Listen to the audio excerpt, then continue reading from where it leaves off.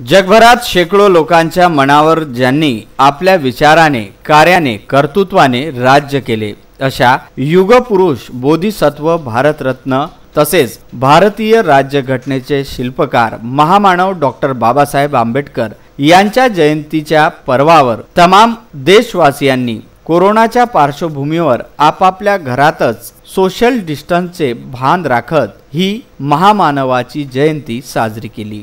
प्रत्येक बौद्ध अनुयायांनी तसेच इतर धर्मियांनीही आपापल्या घरातच महामानवाला अभिवादन केले। प्रत्येकाने आपल्या घरामध्ये परमपूज्य डॉक्टर बाबासाहेब आंबेडकर यांच्या फोटोला पुष्प अर्पण करून तसेच हारार्पण करून ही जयंती साजरी केली।